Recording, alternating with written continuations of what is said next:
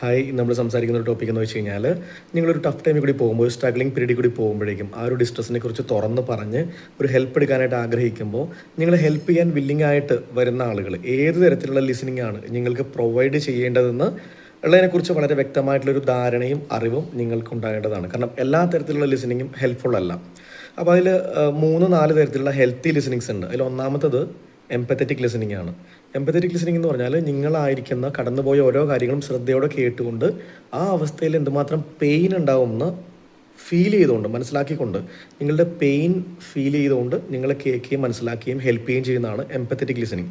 ഇതൊരു ഹീലിംഗ് നൽകുന്ന ഒരു സൗഖ്യം നൽകുന്ന ലിസണിംഗ് ആണ്, തെറാപ്പറ്റിക്കൽ ലിസണിംഗ് ആണ്. രണ്ടാമത് ആക്റ്റീവ് ലിസണിങ്. ആക്റ്റീവ് ലിസണിംഗ് എന്ന് പറഞ്ഞാൽ വളരെ ശ്രദ്ധയോടെ ഒരു ഡിസ്ട്രാക്ഷൻ ഇല്ലാതെ നിങ്ങൾ പറയുന്ന ഓരോ കാര്യങ്ങളും ശ്രദ്ധിച്ച് റെസ്പെക്റ്റ്ഫുള്ളായിട്ട് കേൾക്കുന്നതാണ് ആക്റ്റീവ് ലിസണിങ്.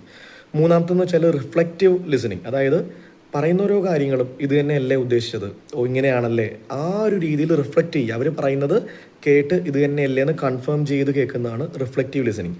നാലാമത്തത് കോംപ്രഹെൻസീവ് ലിസണിങ്. അതായത് നിങ്ങൾ പറയുന്ന കാര്യത്തിലെ എല്ലാ ഡാറ്റാസും കൃത്യമായിട്ട് കളക്ട് ചെയ്ത് എന്താണ് ഈ ഒരു പ്രശ്നത്തിൻ്റെ റൂട്ട് കോസ്, എന്താണ് ഈ പ്രശ്നം കൊണ്ട് എന്തൊക്കെ സംഭവിക്കുന്നുണ്ട്, എന്തൊക്കെ ബുദ്ധിമുട്ട് സംഭവിക്കുന്നുണ്ട് എന്നുള്ളത് കൃത്യമായി ലിസൺ ചെയ്തുകൊണ്ട് ആ ഡാറ്റാസ് കളക്ട് ചെയ്ത് വ്യക്തമായിട്ട് ആ പ്രശ്നത്തെപ്പറ്റി മനസ്സിലാക്കുന്നതാണ് കോംപ്രഹെൻസീവ് ലിസണിങ്. അപ്പോൾ ഇത് നാലും നിങ്ങളുടെ പ്രശ്നങ്ങൾ തുറന്നു പറയുമ്പോൾ കേൾവിക്കാരൻ ഇത്തരത്തിലാണ് നിങ്ങൾ കേൾക്കുന്നതെങ്കിൽ ഇതൊരു ഹെൽത്തി ലിസണിങ് ആണ്. ഇത് നിങ്ങൾക്ക് ആന്തരിക സൗഖ്യം, ഇൻറ്റേർണൽ ഹീലിങ്ങിനും അതുപോലെ പിന്നീടുള്ള ഫർദർ സൊല്യൂഷൻസിനും ഗൈഡൻസിനും ഒക്കെ ഹെൽപ്ഫുള്ളാണ്. നേരെ മറിച്ച് നിങ്ങൾ കേൾക്കുന്ന ആൾ ഒരു ക്രിട്ടിക്കൽ ലിസണർ ആണെങ്കിൽ അയാൾ കേൾക്കുന്നത് പലതരത്തിലുള്ള അസംഷൻസ് വെച്ചുകൊണ്ടായിരിക്കും. അതുപോലെ പ്രിജുഡിസ് ഉണ്ടാവും, ജഡ്ജ്മെൻ്റൽ തിങ്കിങ് ഉണ്ടാവും. ഇതൊക്കെ വെച്ചുകൊണ്ട് തെറ്റും ശരിയും വിധിക്കാനിരിക്കുന്ന തരത്തിൽ അത് തെറ്റല്ലേ, നിങ്ങൾ എന്തുകൊണ്ട് അങ്ങനെ ചെയ്തു, അതങ്ങനെ ചെയ്യാൻ പാടില്ലായിരുന്നു, എനിക്ക് എൻ്റെ ഒരു ധാരണയിൽ നിങ്ങൾ ഇങ്ങനെയാണ്, നിങ്ങൾ ചെയ്തിരിക്കുന്നത് തെറ്റാണെന്നാണ് എനിക്ക് മനസ്സിലാവുന്നത്, അല്ലെങ്കിൽ ഇങ്ങനെ ഒരു കാര്യം വന്നിട്ടുണ്ടെങ്കിൽ അത് തെറ്റാവാനേ സാധ്യതയുള്ളൂ. ഇത്തരത്തിലുള്ള ഒരു ലിസണിങ് ഒരിക്കലും നിങ്ങളൊരു ഡിസ്ട്രസ്സിൽ കൂടി കടന്നു പോകുമ്പോൾ നിങ്ങൾക്ക് ഹെൽപ്ഫുൾ ആവില്ല. അപ്പോൾ വളരെ ക്ലിയർ ആയിട്ട് നിങ്ങളത് മനസ്സിലാക്കേണ്ടതുണ്ട്. അതിൻ്റെ ഒരു ഹെൽപ്പ് എടുക്കുമ്പോൾ ഇനീഷ്യൽ സ്റ്റേജിൽ തന്നെ നിങ്ങൾ വളരെ ക്ലിയർ ആയിട്ട് മനസ്സിലാക്കേണ്ടതുണ്ട് ഏത് തരത്തിലുള്ള ലിസണിങ് ആണ്, are you going to provide me which type of listening എന്നുള്ളത്, ആ ഒരു ക്ലാരിറ്റി. കാരണം ഒരു പ്രൊഫഷണൽ സെറ്റിങ്ങിലാണെങ്കിൽ തീർച്ചയായിട്ടും ഒരു എംപത്തറ്റിക് അതുപോലെ ആക്റ്റീവ് ലിസണിങ് ഒക്കെ തന്നെ നിങ്ങൾക്ക് ലഭിക്കും.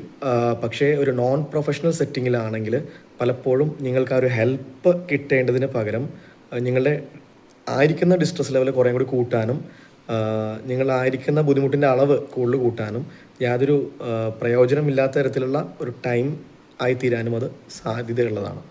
Thank you.